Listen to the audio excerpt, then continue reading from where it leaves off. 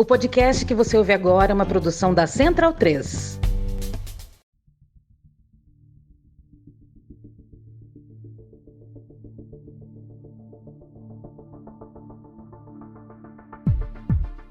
A gente não teve nem apoio daqui de Barueri, muito menos de São Paulo. E fomos lá no Palácio do Governo várias vezes. Várias vezes eu fui. Mas não tivemos retorno até agora de nada. E por isso que a Zilda faz esses movimentos todo ano, porque senão já estava no esquecimento. Se a gente não fosse na estação de trem para fazer uma coisa, ali na pracinha, como foi a última lá de Osasco, já tinha esquecido de tudo. E eles continuam matando do mesmo jeito, que vocês veem na TV como que é. Sim. Né? E sempre está policial envolvido em coisas como o Cristildo, que voltou a trabalhar. Cristildo, sim. Voltou para a polícia. O Tarcísio de Freitas colocou ele lá. Você já conhece essa voz. É da dona Antônia Lúcia Gomes da Silva, 58 anos, mãe do Jailton Vieira da Silva, morto aos 28 anos em 13 de agosto de 2015, durante a chacina de Osasco e Barueri. Ela contou um pouco da sua história no nosso último episódio. Se você não ouviu, dá um pause aí e vai lá escutar, porque mostramos as histórias de vida de Antônia e da dona Aparecida, duas mães de Osasco e Barueri, e falamos sobre como elas se conheceram em lugares como o IML e a delegacia, e em seguida se organizaram em torno da Associação 13 de Agosto para lutar pela memória dos filhos. Na fala que abre o presente episódio, Antônia lamenta a inação do Estado em atender às necessidades das mães das vítimas, exalta a dona Zilda Maria de Paula e protesta contra a absolvição e a posterior reintegração à PM de Vitor Cristilder, um dos policiais inicialmente condenados pela chacina de Osasco e Barueri. As falas de dona Antônia foram gravadas durante entrevista com a pesquisadora Gabriela De Biadi, do Lazintec, o Laboratório de Análise em Segurança Internacional e Tecnologias de Monitoramento da Unifesp Campus Osasco. Como é que é pra senhora? É muito ruim, porque volta um filme, tudo de novo. Tudo de novo. Volta, parece que aconteceu aquilo aquela hora, parece que eu tô vendo meu filho ali caído do mesmo jeito. Então, é tudo... Todo ano é essa coisa. Vai chegando, eu acredito que todas as mães ficam assim. Né? Porque a Zilda mesmo se faz de forte, mas tem hora que a Zilda tá também baqueada. Sim. Né? Que nem agora ela falou assim, já tô pensando que vai chegar agora, já vai entrar julho, depois a gente já vai entrar pra fazer esse ato aí, já barulha muito com a cabeça da gente. Eu não gosto nem de lembrar. Porque assim, foi uma coisa assim. E assim, o Gabi, o jornal, ele aumenta muitas coisas. Aconteceu aqui 8 e pouco da noite, eles colocaram que foi 11h40. Como que 11h40 foi e toda a região foi no mesmo horário? Uma viatura só para fazer tudo isso? Todo esse estrago? Então a gente começa a passar um filme na cabeça. Que nem o dono do bar mesmo, ele foi na audiência, ele falou, nunca tinha visto seu filho. Eu falei, porque ele ficava ali na praça, mas ele não gostava de ir. Mas nesse dia ele foi, né? Nesse dia ele foi. E aí, quando ele viu o carro chegar, ele já estava até tentando sair, mas os caras já empurrou todo mundo. Já começou a atirar em todo mundo. E o seu Maurício só ficou vivo porque ele ficou embaixo. Nossa. Embaixo dos corpos. Senão ele não tinha ficado vivo também. Ele tinha matado ele também. Se tivesse visto que ele estava vivo se mexendo, tinha atirado pra matar. É difícil, Gabi, é difícil. De dia até ainda tá bom, mas quando a gente deita à noite, aí começa a vir um filme. Sim. Né? E parece que tá acontecendo aquilo naquela hora. Tudo começa a passar na cabeça da gente. Eu não esqueço do jeito que ele estava deitado, não esqueço da roupa que ele estava. Foi tanto que eu falei pro delegado, nem quero esse celular, pode quebrar e jogar fora. Porque eu não vou ficar com uma coisa que vai me trazer mais recordações ainda, né? Sim. Mais recordações. Então, ele quebra e joga no lixo. O importante foi meu filho, ele não tá mais aqui, nem tem como voltar mais.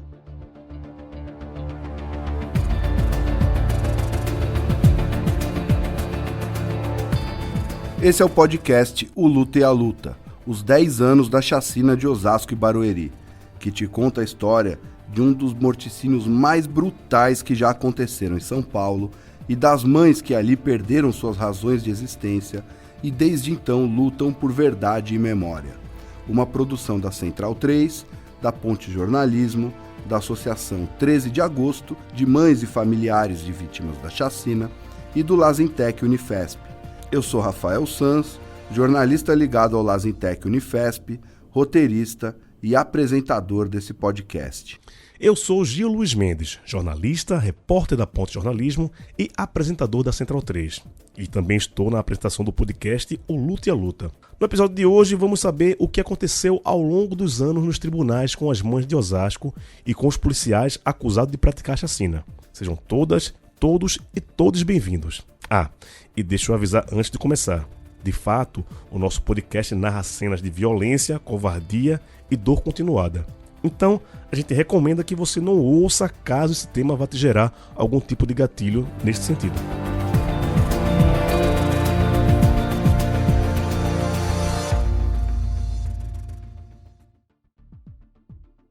As periferias das grandes cidades brasileiras, especialmente nas regiões metropolitanas, como é o caso de Osasco e Barueri, costumam ser alvo da esmagadora maioria dos casos de violências cometidos por agentes de segurança do Estado, que geralmente não dão muita repercussão midiática ou jurídica. Mas a chacina de Osasco e Barueri não foi apenas mais um caso.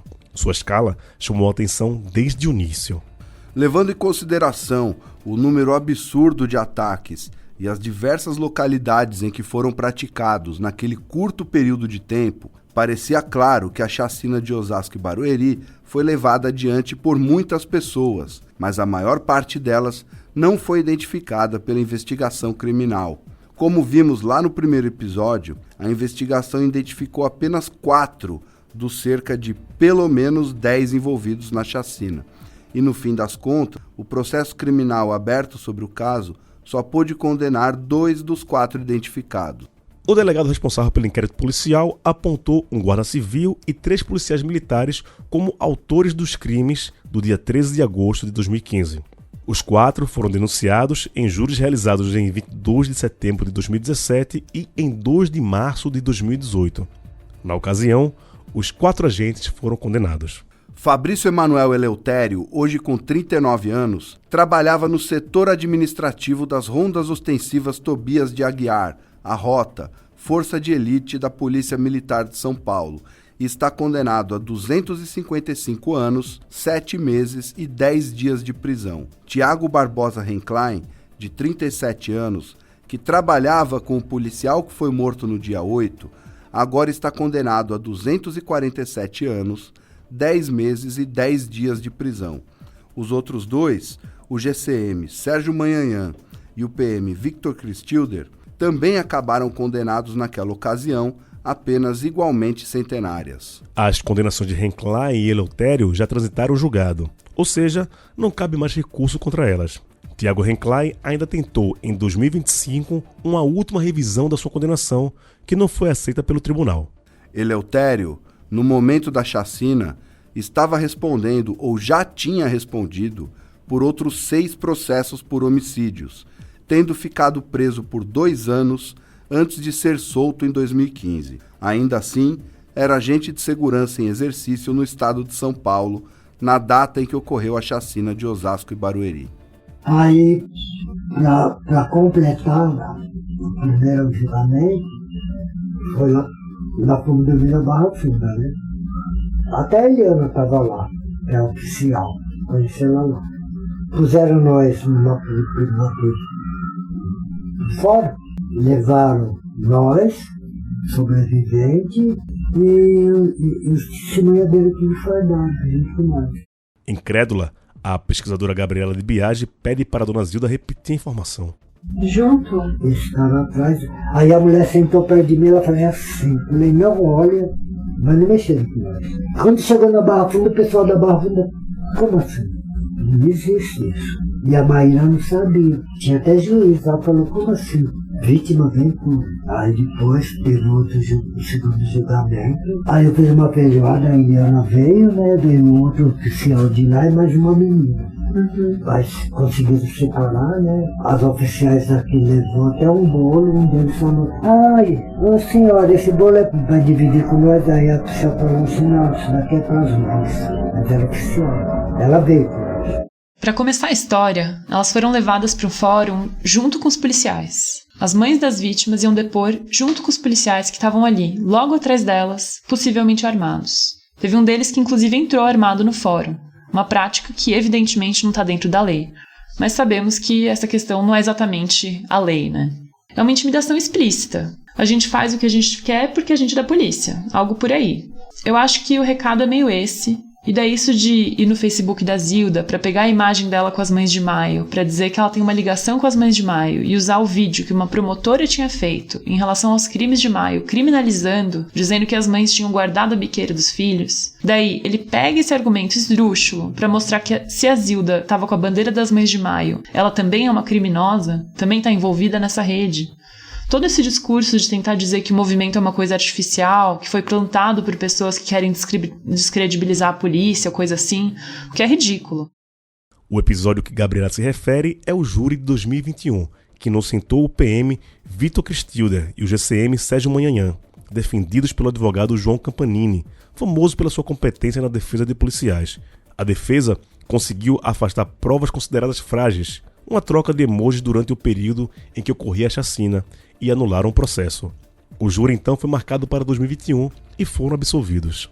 Como vimos no último episódio, naquele momento a Associação 13 de Agosto já estava chamando seus atos anuais e participando de mobilizações de outros grupos de familiares de vítimas do Estado, como as Mães de Maio, que perderam seus filhos nos assim chamados Crimes de Maio de 2006. Explicamos rapidamente o que foram os Crimes de Maio em nosso episódio 3. Essa aproximação com as Mães de Maio rendeu gestos de solidariedade de ambos os lados, inclusive com a presença desse movimento nos atos anuais da Associação 13 de Agosto.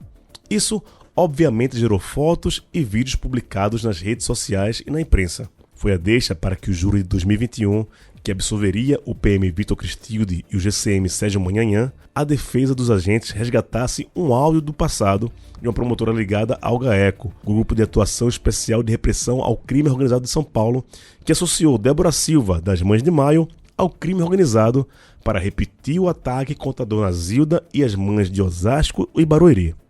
No contexto dos processos criminais relacionados aos crimes de maio e em resposta às perguntas de um advogado de policiais militares, a promotora de justiça Ana Maria Frigério Molinari afirmou que existe, entre aspas, pressão política e midiática, fecha aspas, para acusar policiais de crimes, e diz que o grupo de direitos humanos Mães de Maio é ligado a traficantes de drogas. Ouça a fala dela a seguir, obtida à época pela Ponte Jornalismo. Doutora, também me socorrendo da sua experiência dentro do GAECO.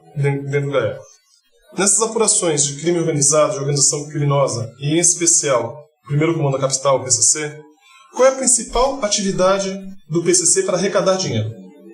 Tráfico de drogas. Tráfico de drogas. Agora há pouco, numa resposta, a doutora mencionou que uma das atuações que essas Mães de Maio estavam realizando era justamente fazer ataques a policiais que efetivamente combatiam o tráfico de droga? Sim, foi isso que eu entendi? Sim. Na minha experiência junto ao GAECO, eu pude constatar que o partido, o Primeiro Comando da Capital, ele atua como um sistema de gerenciamento de franchising. Algumas pessoas elas têm o direito de explorar os pontos de tráfico de drogas, e algumas dessas pessoas faleceram nos crimes de maio, cuja autoria não está estabelecida, e essas pessoas, esses direitos dessas pessoas são transmitidos aos familiares, que por vezes gerenciam ou até mesmo arrendam os pontos de tráfico de drogas. E chegou a informação, doutora, que pessoas ligadas a esse movimento Mães de Maio acabaram sendo pensionistas, entre aspas, do PCC? Chegou essa informação dentro do GAECO? Sim. Inclusive, é digno de nota que uma reportagem da Ponte Jornalismo de 2015 sobre esse vídeo foi censurada no início de 2016. O trecho a seguir é da matéria "O advogado usou vídeo que calunia Mães de Maio para defender acusados de chacina", de Amário Gonzo para a Ponte Jornalismo em fevereiro de 2021. A leitura é da Jéssica Santos, editora de relacionamento da Ponte.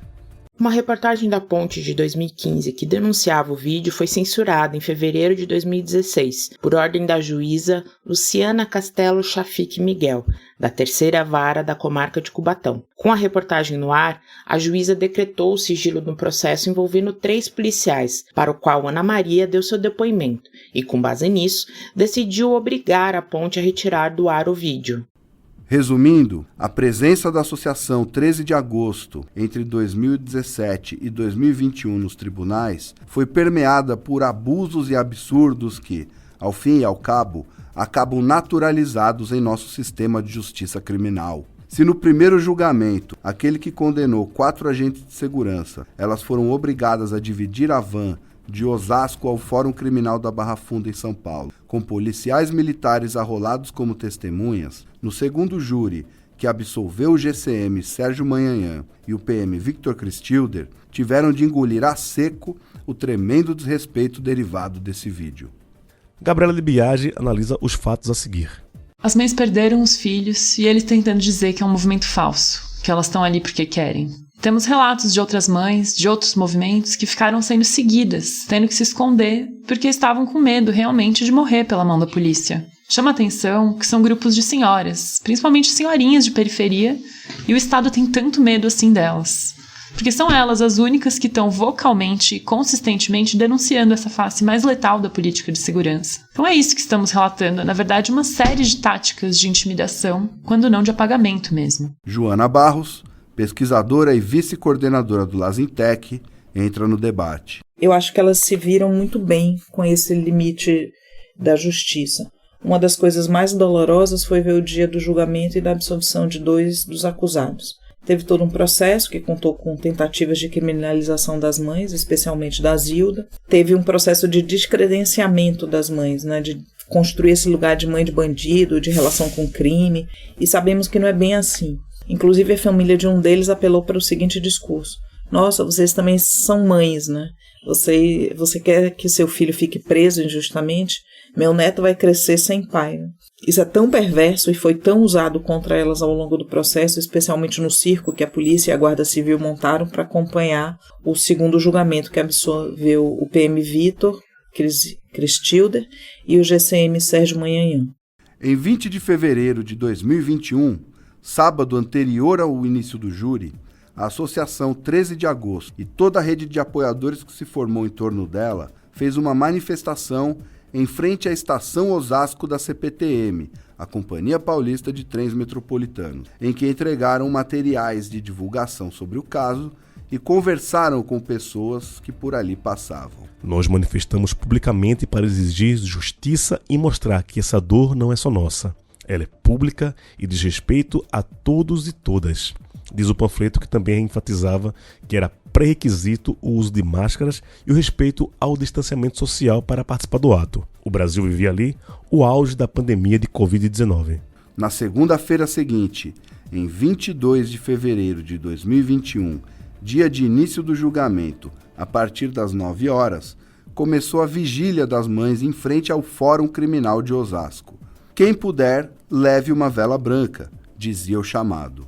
Ao longo daquela semana, 24 das 40 testemunhas que prestaram seus depoimentos entre os dias de 22 e 24 de fevereiro, os réus eram interrogados no dia 25, e as famílias das vítimas se mantiveram presentes diante do fórum até sexta-feira, no dia 26, quando os últimos debates entre defesa e acusação se deram e a votação do júri tomou forma. Mas esse processo não esteve imune aos ataques feitos contra as mães das vítimas, conforme narra uma nota publicada à época pela Associação 13 de Agosto, Mães de Osasco Barueri. Abre aspas para a nota. Com 122 páginas de prints de seu Facebook expostos no telão, Zilda Maria de Paula, que perdeu seu único filho na chacina de Osasco e se organiza no grupo de mães das vítimas da chacina de Osasco e Barueri, foi tratada durante seu depoimento como se a julgada fosse ela.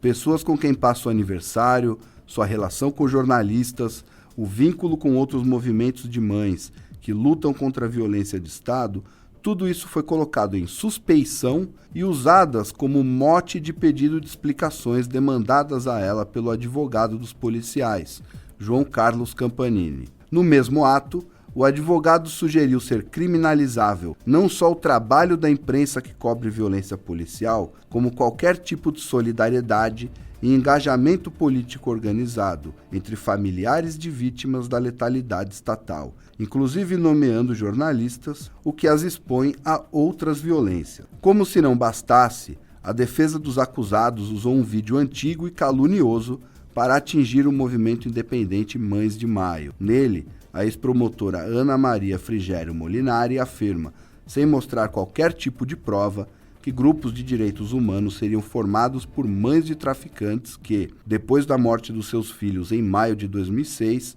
teriam passado a gerenciar as chamadas biqueiras, pontos de comércio de substâncias ilícitas, com o apoio do PCC.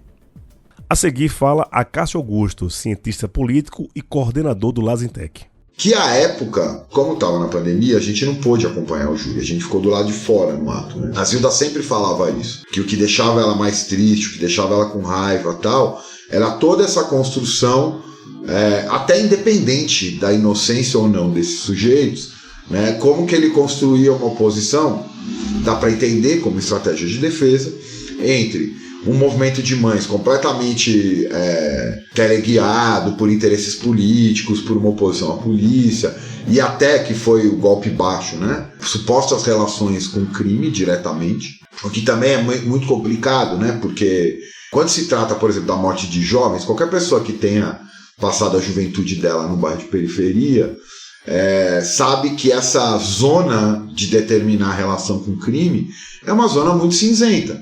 Porque o que é determinar a relação com o crime? O cara que mora na sua rua, que cresceu jogando bola com você e depois virou traficante, ou o cara que estudou contigo e que continua sendo um conhecido tal, e que, sei lá, de repente se envolveu em roubos ou furtos tal.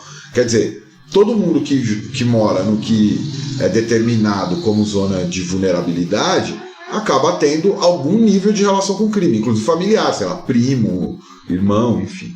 Então, primeiro foi isso, assim, né? Eles pegaram por essa coisa, por essa construção, e não à toa, na entrada do julgamento, né? Tinha os familiares do Cristilder e do Manhanhã lá com camiseta, fazendo oração de crente e tal, parará, parará, e o movimento das mães com os movimentos sociais que apoiam do outro lado. Mesmo com a pressão do movimento de mães das vítimas na porta do Fórum Criminal de Osasco após 5 dias de audiência, o júri decidiu naquele fevereiro de 2021, por maioria, pela absolvição dos réus. Dessa maneira, a juíza Elia Quinozita aplicou a sentença. Vitor Cristilde e Sérgio Manhanhã foram absolvidos da acusação de participarem da matança.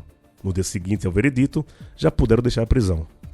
Esta foi a segunda absolvição de Cristilder, que também havia sido acusado pelas execuções de 8 de agosto em Carapicuíba. O Ministério Público havia dito que o boy, como é conhecido, fazia bico como segurança em um comércio local e, a partir dessa atividade, considerada ilegal se realizada por um policial em atividade, teria se aproximado de milicianos. Segundo a apuração do Aponte Jornalismo, Cristilder teria sido reconhecido por uma testemunha que conseguiu fugir de um dos atentados da pré-chacina em 8 de agosto e apontou diversas outras atividades criminosas por parte do então réu, tais como tortura, ameaça e intimidação à testemunha, venda de serviços ilegais de segurança, ligações com facções criminosas e até mesmo interceptação de carga roubada.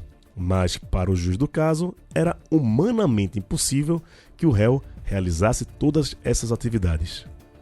À época, em entrevista a mim, publicada no Correio da Cidadania, Dona Zilda Maria de Paula disse o seguinte, abre aspas, foi uma estratégia nojenta usar algo que não tinha nada a ver com o caso, meu Facebook, minha vida pessoal. Esse advogado me constrangeu na frente de todo mundo, mas como não devo nada, respondi a todas as perguntas. Mas é revoltante, até fotos minhas com uma jornalista ele usou. Mas tudo isso é só mais motivação para eu continuar com essa luta. Preciso ajudar as mães e as crianças que estão desamparadas. Joana Barro reflete a seguir sobre os limites das políticas de segurança. As políticas públicas de segurança, de alguma maneira, vão criando instrumentos institucionais de legitimação dessas formas. Então, se fizermos uma análise do próprio texto, é um show de horrores. Se a gente olha, né, para a vida nas ruas, é pior ainda. O Estado compra drone, munição, artefatos militares de Israel para policiar as periferias, as áreas rurais onde há embates entre camponeses e indígenas com os projetos de desenvolvimento, né, na expansão das fronteiras agrícolas. Há nessa articulação, e o mais grave do ponto de vista dos movimentos sociais, ainda que seja uma palavra muito cheia de problemas para usarmos livremente, é que o que resta de uma política de segurança nos traz o entulho da ditadura, que não é entulho, né, somente, né? É a própria repressão e é o próprio controle, né? Ela é apresentada como algo necessário, né, essa política de segurança, e mais além há uma relação direta dessas políticas com a economia do país. Há um lugar de articulação entre economia, Estado e violência que para a gente está muito presente nessa articulação que a gente está falando. As próprias mães reconhecem essa falta de perspectiva. O caso delas teve julgamento, teve 4 presos. Depois teve outro julgamento que liberou 2 desses primeiros condenados. Depois teve a reincorporação deles na polícia, no corpo estatal. E ao mesmo tempo tem esse buraco no meio do peito delas que é eterno. Elas mesmas, né, elas dizem que não há o que reparar, que a morte dos meninos não volta. O que elas lutam, e eu acho justo, é por esses danos causados, né, a partir da morte. A morte de um filho significa uma reorganização da vida, né, uma desorganização brutal e uma necessária reorganização, e isso tem consequências não apenas emocionais, mas econômicas e financeiras. E por isso é justo que elas recebam uma indenização. Mas, por outro lado, acreditar nisso como uma forma de reparação, eu acho que é um problema. E ainda mais acreditar que o Estado reconhecerá o crime é outro problema. O Estado não vai fazer isso, né? Porque reconhecer o dano seria equivalente a reconhecer o próprio crime ou a própria ação violência constitutiva. A tecnicidade do negócio é ainda mais complicada, porque vão setorizar essa violência, classificá-la a cada detalhe, se é essa operação ou se não é, se estava de farda ou sem farda, se é grupo de extermínio, milícia, segurança privada e por aí vai, estendendo a discussão ao infinito até que ela caia no esquecimento.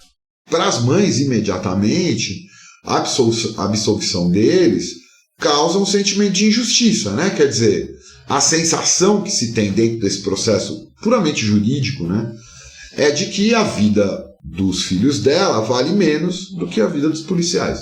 E isso não cabe muito o juízo de valor, é o sentimento delas, né? A própria Zilda, eu acho que isso tem até filmado, se eu não me engano. Mas eu lembro, a gente estava no estacionamento em frente ao fórum ali no Jardim das Flores, em Osasco, e ela saiu com o resultado, e aí isso é muito interessante na Zilda, né? Todo mundo ficou chorando, inclusive as pessoas que estavam ali apoiando e tal. E ela fala para todo mundo parar de chorar. Ela falou, pode parar de chorar, porque quem achava que ia ser diferente? Mas o desapontamento das mães com a justiça seria ainda maior quando o cabo da Polícia Militar, Victor Cristilder dos Santos, à época com 38 anos, foi reintegrado à PM. Era maio de 2023 e o governador que assinava sua reintegração era Tarcísio de Freitas, em cuja Secretaria de Segurança Pública havia colocado Guilherme Derrite, um porta-voz da ala mais violenta da PM nas redes sociais, afastado da corporação por matar demais. Após a absolvição ocorrida 2 anos antes, a defesa do policial apresentou um recurso ao órgão especial de justiça que, após avaliação, deu um prazo de 30 dias para o governador tomar a decisão. O recurso do PM pedia a revisão da expulsão imposta em 2019, antes da sua absolvição. Afinal de contas, ele não estava mais condenado. No dia 5 de maio de 2023, Cristilder esteve no centro administrativo da PM, na zona norte da capital, onde assinou os papéis de sua reintegração e compartilhou uma foto do momento nas redes sociais. A reintegração do Cristilder, assim, até para ser justo com a informação, no fundo, cara, ele tem um advogado muito bom, né? Porque o advogado conseguiu anular o processo onde ele foi condenado, marcar um novo com o júri popular, e aí tem uma coisa muito importante sobre o júri que absolveu o Manhã e o Cristilder, que é: o que significa ser júri popular, né? Eles escolhem cidadãos aleatoriamente para acompanhar todo o julgamento, e esses cidadãos, na condição de júri popular, votam. Então, isso favorece muito uma estratégia de defesa que apele para o sentimento dos jurados, né? Das pessoas que estão ali compondo o júri. E toda a defesa foi feita nesse campo, né? Assim, vocês estão condenando um pai de família, uma pessoa honesta, tal. Cristilder foi expulso da PM porque ele foi condenado. À medida que o júri foi anulado e um segundo júri o inocentou, ele entrou com um processo contra o Estado de São Paulo pedindo para ser reincorporado, já que o motivo da expulsão dele tinha sido anulado pela Justiça Comum. De fato, quem assina a reintegração dele é o Tarcísio, mas foi por determinação judicial. Mas que, ao mesmo tempo, eu tenho certeza que, pela própria composição da Secretaria de Segurança Pública, liderada pelo Derrite, ele virou uma espécie de ícone, talvez até herói, porque a gente sabe que os policiais, eles alimentam esse sentimento de que eles são injustiçados pela população porque eles arriscam a vida deles para defender as pessoas, e as pessoas estão sempre criticando a polícia. Bom, do ponto de vista de como as mães receberam, com muita revolta, né, assim, ainda que não com tanta surpresa, assim, porque o que elas puderam viver ao longo desses 10 anos, né, não foi nada que levasse elas a acreditar que o sistema de justiça tivesse a favor delas, tivesse a favor de construir qualquer coisa que se assemelhe ao que elas poderiam chamar de justiça. Depois de 10 anos da chacina, né, o que a gente vê, na verdade, e daí isso tem a ver com o que o Lazintec tem chamado de democracia securitária. A gente vê as instituições funcionando. No nosso episódio 3, em que conhecemos a história das polícias e dos massacres policiais em São Paulo, explicamos o que é uma democracia securitária. Resumindo o termo, é como os pesquisadores do Lazintec adjetivam as democracias ocidentais, ou orientadas pelos países ocidentais, como é o caso da nossa, por colocarem sempre em primeiro plano, em detrimento de outras áreas, a questão da segurança. Talvez por conta dessa colonização securitária, como dizem os pesquisadores, nós escutemos com tanta frequência alardes na imprensa e na academia do tipo crise nas democracias ocidentais, avanço do discurso de ódio, entre outros. Mas no fim das contas, o que temos são simplesmente as nossas democracias funcionando normalmente. A gente vê as instituições funcionando plenamente, né? Não é uma falha, não é uma falta do Estado que não está presente, não está olhando, não está percebendo o que está acontecendo, né? Não é uma ausência, é uma presença organizada e que faz com que esse tipo de coisa possa se repetir, né? Então, infelizmente, a gente está 10 anos depois dessa que ficou conhecida como a maior chacina do estado de São Paulo, e a gente não está, de forma alguma, caminhando para resolver os motivos, né, o que levou a isso. Então a gente vê os policiais que a gente sabe que estavam envolvidos na chacina sendo reincorporados, reintegrados em serviço novamente, inclusive em áreas próximas às das famílias que perderam seus filhos. Então, é um endosso mesmo, né, para essa violência continuada e que continua a fazer sofrer essas famílias e tantas outras, né, cada vez mais. A seguir, Joana Barros comenta a absolvição em depoimento captado durante o ato de 10 anos da chacina de Osasco e Barueri, em 13 de agosto de 2025. Para as mães foi um choque, né? Foi um baque imenso, a absolvição deles, né, no segundo julgamento. Então, foi muito ruim ver para elas, né? Foi muito ruim ver, por um lado, né, reabrir todo o processo, né, de não volta, retoma o que aconteceu, o que não aconteceu, se tem prova, se não tem, enfim, todo o processo judicial, que é uma escavação da morte de novo, né? E segundo, para elas também naquele momento foi muito duro ver a absolvição, né? Porque basicamente também os familiares deles, a própria corporação meio que montou um acampamento ali, né, na frente do fórum. A socióloga Lúcia Soares fala a seguir. Que é isso, né? Então eles foram reintegrados e a gente não pode esquecer que essa nossa sociedade, que em sua maioria tem muito, né, desse discurso, bandido bom é bandido morto. Não adianta elas falarem que os filhos delas não eram bandidos, porque nessa hora ao olhar de quem está assistindo um telejornal ou lendo, ou na mentalidade de que se você mora onde você mora, diz muito sobre você. Você já está em suspeição. Moradores da periferia da região metropolitana, de comunidade, de favela, pobre ou muito pobre. É assim, com certeza eles eram bandidos. Horror, mas é isso também. E aí tem a questão da vingança social, né? Se o bandido bom é bandido morto, esse chamado cidadão do bem, ele quer uma vingança. E essa é a vingança social. Se matou, né? Olha, fizeram algo bom, né? Estão limpando a sociedade.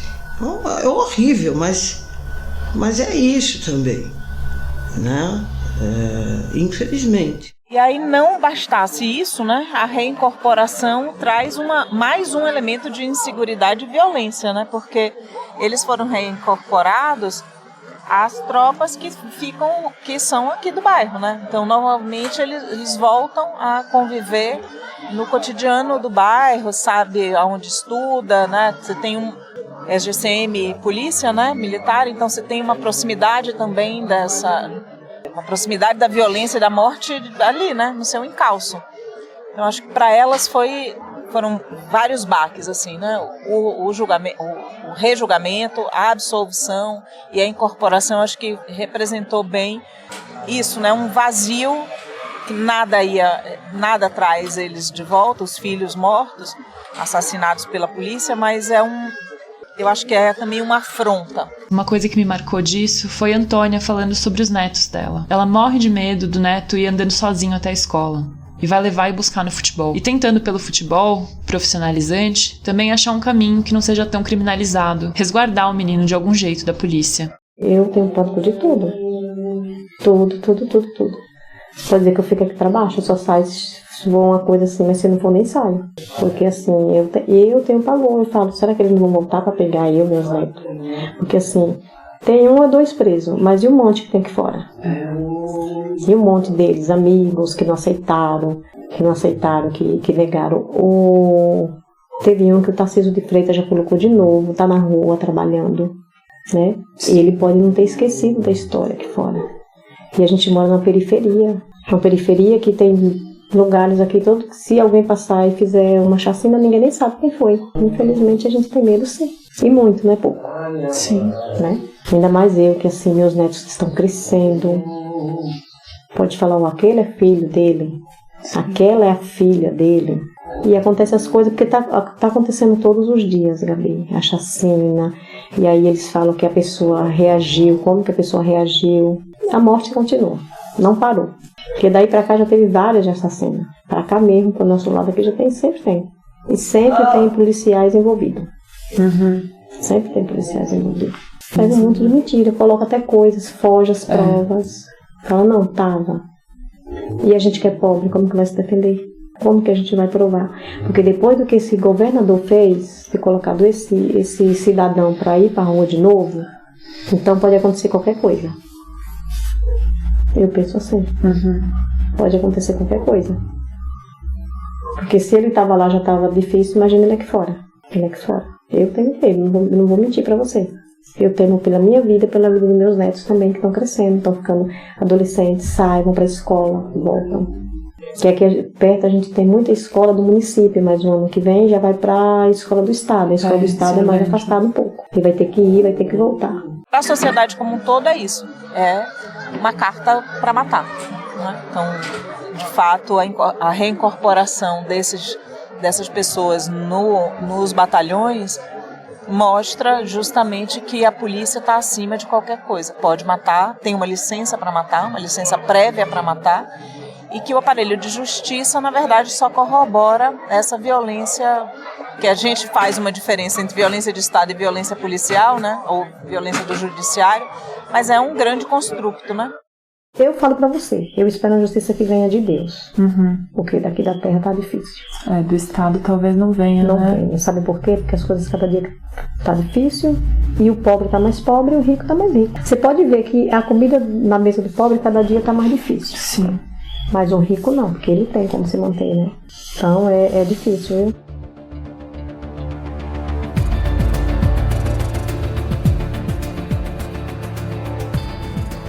O próximo episódio de O Luto e a Luta é sobre um lugar para descansar. Vamos contar como foi o processo de exumação dos corpos de algumas vítimas, ocorrido em 2024, e como isso impactou as mães da Associação 13 de Agosto, que também precisam de descanso e cuidados. Por que fazer essa maldade? Não só com ele, como comigo, né?